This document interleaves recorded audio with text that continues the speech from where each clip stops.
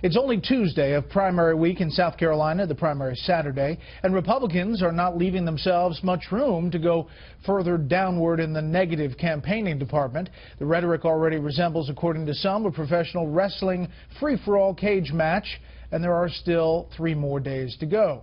Chief political correspondent Carl Cameron has the down and dirty details from Columbia tonight.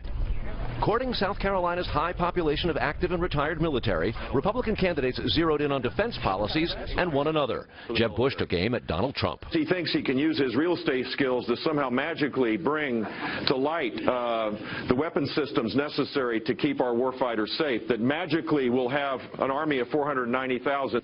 That's not a reality-based statement. Trump, who attended an elite military prep school, insists he's the most, quote, militaristic in the field and will do the military better than anyone. He's pounding Cruz as dishonest and nasty. You know this guy, Ted Cruz, he stands in the I've never seen a human being lie so much. He lies about everything. Cruz went to the USS Yorktown near Charleston to detail and expand his defense and security strategies. And at a stop later in Columbia, fired back. Marco Rubio voted to confirm John Kerry as Secretary of State. I voted against John Kerry. And Donald Trump supported John Kerry. Not only that, he gave money to him and supported him to be president against George W. Bush. Marco Rubio's been hammering Cruz for months for voting against defense authorization bills. Now he says Cruz is routinely violating Ronald Reagan's 11th commandment that Republicans should not wage war against fellow Republicans. It's even worse when you're attacking them with things that aren't true. So to the extent that that's been violated here, it's been by Ted's campaign of just being untruthful. Trump has a double-digit lead in most South Carolina polls over Ted Cruz, who's in a tight battle with Rubio for second. And Jeb Bush is gaining some momentum a day after his brother, the former commander-in-chief, took some clear swipes at Trump. Real strength of purpose, comes from integrity and character.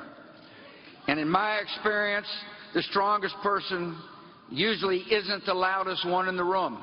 Bush noted Trump's assertion, popular with the extreme left, that his brother lied about weapons of mass destruction in Iraq. I thought it was a little strange that a front-running candidate would attack the President of the United States, who did keep us safe.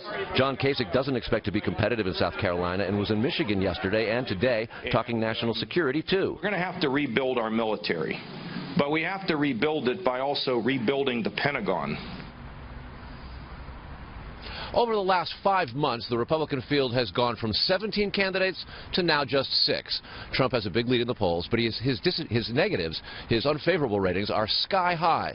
And the rest of the field recognizes that until a couple more candidates drop out, it'll be very difficult for any one candidate to coalesce the non-Donald Trump vote and actually beat him. Brett. Carl Cameron in South Carolina tonight. Carl, thank you.